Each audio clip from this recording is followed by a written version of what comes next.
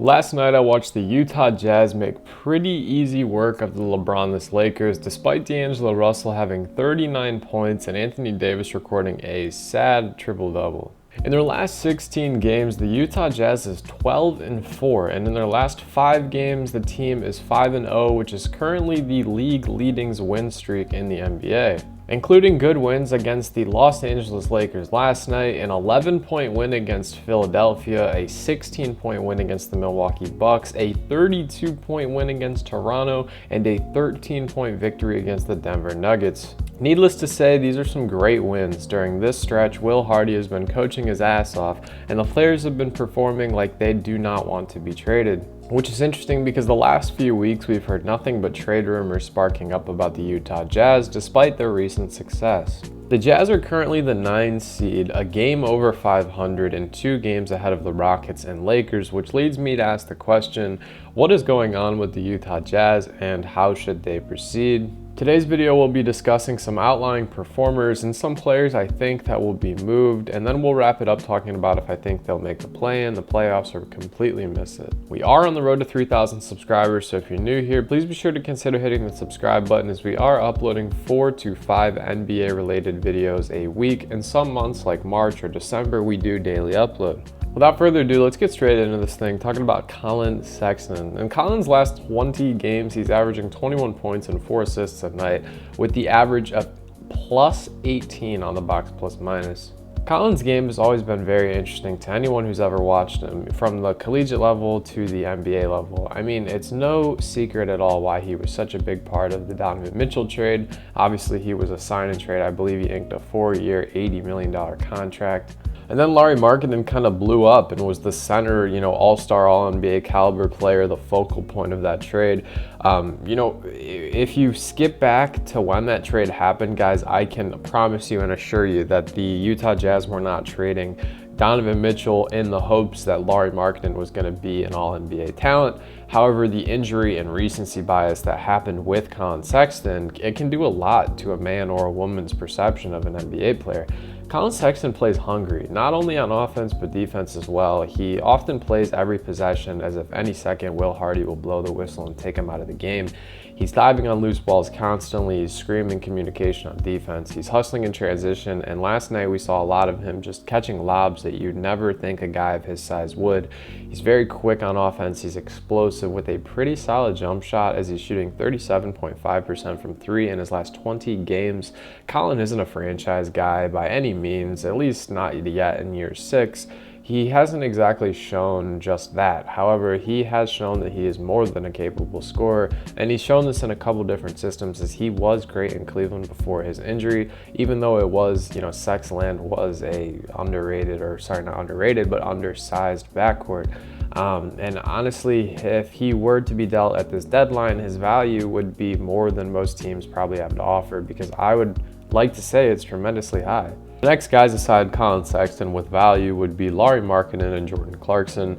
Lauri is averaging nearly 24-9 on shockingly nearly 50-40-90 splits, and it's very interesting because he has had some games where he goes in there and he shoots 11 threes and he only makes 2 of them, but his splits are still so great. There's been lots of talks about Lauri being moved or Pascal Siakam being moved. These are Pascal not so much, but I think with the Lauri stuff it's a little bit more fluff.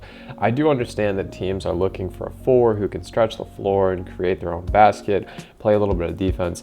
However, I do think that Utah believes that they have their guy in Lauri&Clarkson, and they aren't really quite ready to move on from him, especially considering he's not an unrestricted free agent until 2025. So there is some time to work out a level extension on Lauri&Clarkson, just like they did with Jordan Clarkson. Speaking of Jordan, he's having what I would deem to be a bit of an off year.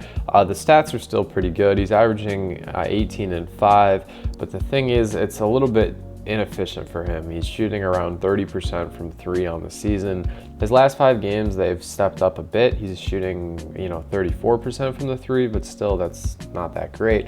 I don't believe that they'll move on from the veteran 6th man due to the fact that he is, just last year they extended him to a 3-year, $50 million contract extension, and there's tons of play for other teams to make a move on Jordan Clarkson if they do want to move on from him.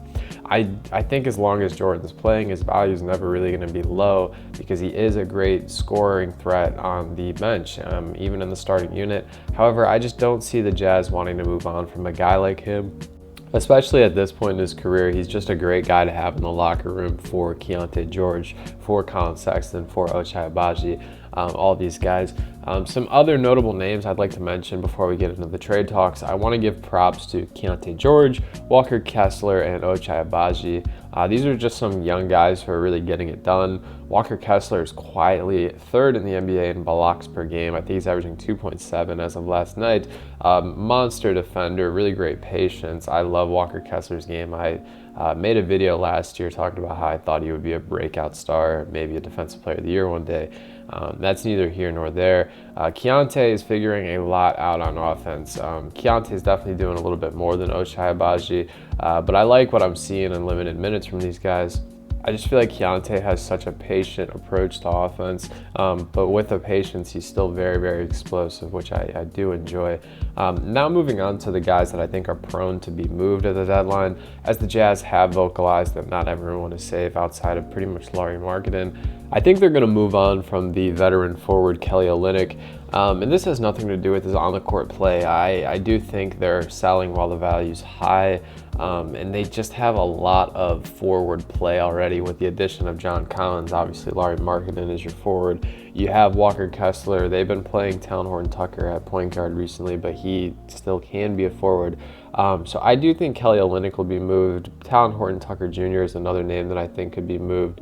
And if I had to lock in a third guess, it might be Chris Dunn, just because Keyonte George's play has kind of just resulted in Chris Dunn not getting any minutes.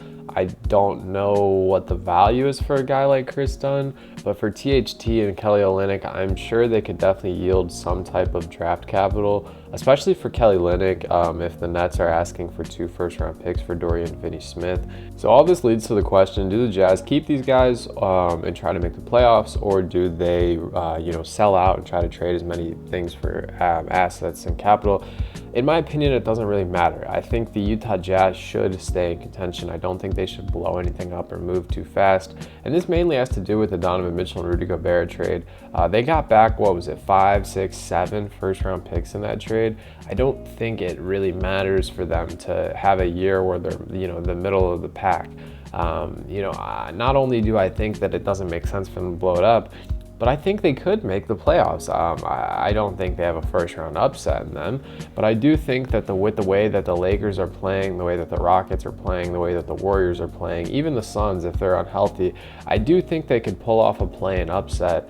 That's the tricky part about basketball nowadays. In the postseason, it's always been you have 7 games, you can make a scheme against someone, you can game plan, you can correct your errors. But with the play-in, it's one and done, dude. It's winner takes all. If Lauri goes out there and he hits 5 threes, and Collin Sexton drops 30 points, and Jordan Clarkson has 20 on the bench, and Walker Kessler has 4 blocks, it's going to be really, really hard to beat a team like that. And they could do the opposite. They could go out and Lauri could go 0 for 10, and Clarkson could be inefficient, and Collin could just do nothing, and Walker Kessler gets beat on every possession. But that's the tricky part about the NBA play-in. It's really hard to judge this team, as when the season started, even just a couple weeks ago, I made a video talking about the Western Conference playoffs, and I kind of just wrote the Jazz off. But here they are, 8-2 in their last 10 games, cruising on the league's biggest winning streak, and they have great wins, like I said, against the Nuggets and the Bucks and the Lakers and the 76ers, the Toronto Raptors. All those are really great wins. But what do you guys think, though? Can the Utah Jazz make a run in the play-in, maybe steal a game in the playoffs if they make it? Let me know what you guys think in the comments below. If you made it this far, I appreciate your help support as always. Hope you have a great rest of your day. Stay happy, healthy, and blessed. Peace.